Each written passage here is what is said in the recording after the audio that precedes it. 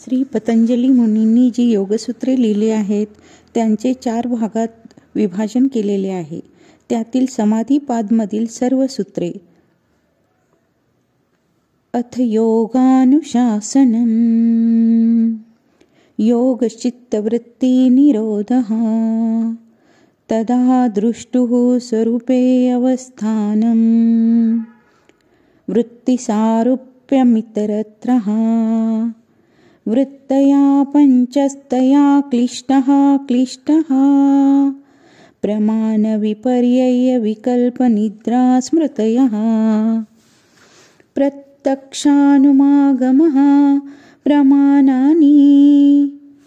विपर्ययो मिथ्या ज्ञानमतद्रुपप्रतिष्ठम् शब्दज्ञानानुपातिवस्तुशून्यो विकल्पः अभावप्रत्ययालम्बनार्वृत्तिर्निद्रा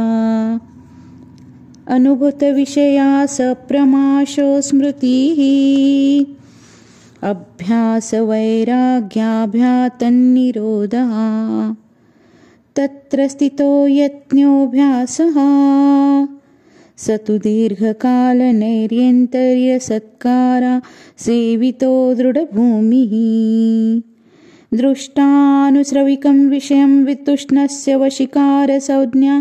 वैराग्यम् तत्परं पुरुषं ख्यातेर्गुणवैतुष्णस्यम् वितर्कविचारनन्दास्मितारूपानुगमास्सप्रज्ञातः विरामप्रत्ययाभ्यासपूर्वः संस्कारशेषोऽन्यः भवप्रत्ययो विदेहप्रकृतिलीयानां श्रद्धावीर्यस्मृतिसमाधिस्प्रज्ञापूर्वका इतरेषां त्रियुरसंवेगानामासनः मृदुमध्यादिमात्रत्वात् तत्पोषिविषः ईश्वरप्राणिधानाद्वा क्लेशकर्मविपाकशरीरपरामृष्टः पुरुषविशेष ईश्वरः तत्र निरतिशयं सर्वज्ञबीजं सा एष पूर्वेषामपि गुरुकालेनानवच्छेदात् तस्य वाचकः प्रणवः तज्जपस्तर्थभावनम् ततः प्रत्यक्षचेतनाधिगमोऽप्यन्तराय भावश्च व्याधिस्थानसंशयप्रमादालस्याविरत्रि भ्रान्तिदर्शनाल्लब्धः भूमिकत्वानि वस्तितत्वानि चित्तविक्षेपान्तेन्तरायः दुःखदौर्मन्यासङ्गजयत्वश्वास प्रश्वासविक्षेपसह भुवः तत्प्रतिषेधार्थमेकतत्त्वाभ्यासः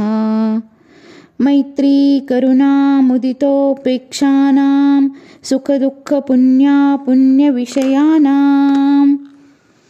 भावनाक्षित्तप्रसादनम् पश्चर्दन्यविधारण्याभावा प्राणस्य विषयवती वा प्रवृत्तिरूपत्मा मनसा स्थितिनिबन्धनी विषयोका वा ज्योतिष्मतिः वीतरागविषयं वा चित्तं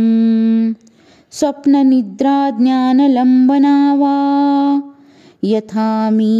भीमत्यध्यानद्वा परमाणु परं महत्त्वानन्तस्य वशीकारः क्षीणवृत्तेरभीजासेवमनिर्गृहीग्रहणग्राहेषु तस्त्यज्जनता समापतिः तत्र शब्दार्थज्ञानविकल्पे संकीर्णा सवितर्का समापतिः स्मृतिपरिशुद्धो स्वरूपशून्यैर्वार्धमात्रा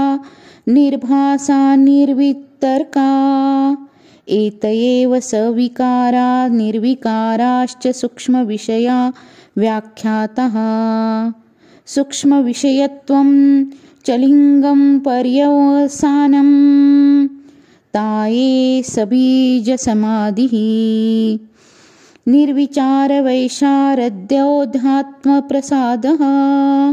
ऋतुम्भरा तत्र प्रज्ञः श्रुतानुमानप्रज्ञाभ्यानं विषया विशेषा धर्त्वात् तज्ज संस्कारोऽन्यः संस्कारप्रतिबन्धिः तस्या विरोधे सर्वनिरोधस्निर्वीर्यसमाधिः इति समाधिपादः।